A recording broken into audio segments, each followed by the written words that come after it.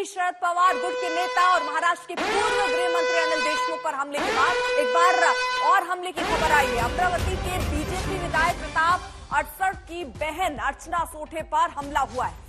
अमरावती जिले के धामड़गांव रेलवे विधानसभा क्षेत्र के बीजेपी विधायक और उम्मीदवार प्रताप अड़सठ की बहन अर्चना रोठे की गाड़ी पर 3 हमलावरों ने हमला किया। इस हमले में अर्चना को चोटें आई हैं। घायल अवस्था में उन्हें अस्पताल में उपचार के लिए भर्ती कराया गया। इससे पहले कल शाम अनिल देशमुख पर हमले की खबर आई थी। हमले में देशमुख जख्मी हुए।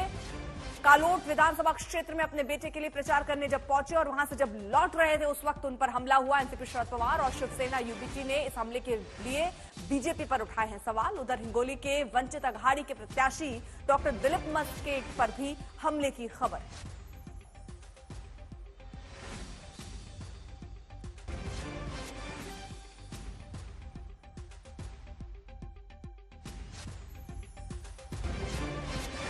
विपक्षों ने शुरू की है।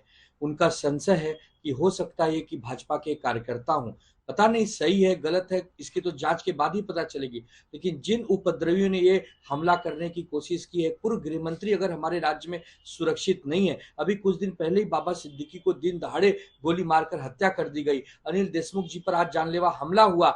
अरे चुनाव में हम मुद्दों की बात करनी चाहिए, चुनाव में विकास की बात होना चाहिए। ये हिंसा उपद्रव, ये कैसी गंदी राजनीति आ गई। हम इस घटना का निषेध करते हैं, निंदा करते हैं और महाराष्ट्र पुलिस से और जो भी हमारे सिस्टम है प्रशासन से मांग करते हैं कि दोषियों को पकड़कर इसकी पूरी जांच की जानी चाहिए, कड़ी से कड़ी कार्रवाई करनी चाहिए। पिछले 5-6 दिन से हमारे कॉन्स्टिट्यूंसी में एक तरह की चर्चा चल रही थी कि यहाँ पर आदरणीय देवेंद्र जी फडणवीस और चरण सिंह ठाकुर या भारतीय जनता पार्टी के तमाम नेताओं ने पूरी ताकत लगाने के बावजूद भी भारतीय जनता पार्टी पूरी तरह से हारने के कगार पर खड़ी है।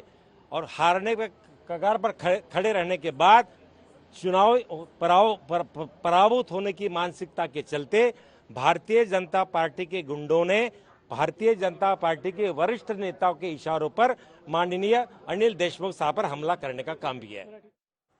तो अनिल देशमुख पर हमले को लेकर विपक्ष बीजेपी पर हमलावर है। एनसीपी शरद पवार गुट की सांसद सुप्रिया सुले ने कहा कि बीजेपी के राज्य में खास तौर पर नागपुर जिले में कानून व्यवस्था का बुरा हाल है। गुंडे खुलेआम घूम रहे हैं। इस घटना की गहनता से जांच होनी चाहिए और इसके पीछे जो भी मास्टरमाइंड हो उसको सबके सामने लाकर कड़ी सजा दी जानी चाहिए।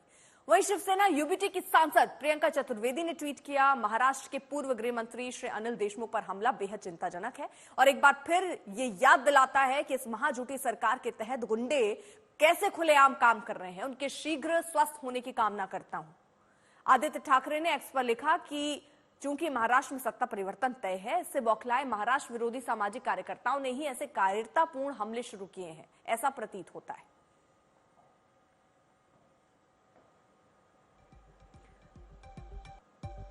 मुस्तफा शेख हमारे साथ हमारे सहयोगी और जानकारी के साथ जुड़ चुके हैं। मुस्तफा, देखिए मतदान होना है लेकिन उससे पहले कई ऐसी घटनाएं सामने आई हैं जिन पर हमले हुए हैं।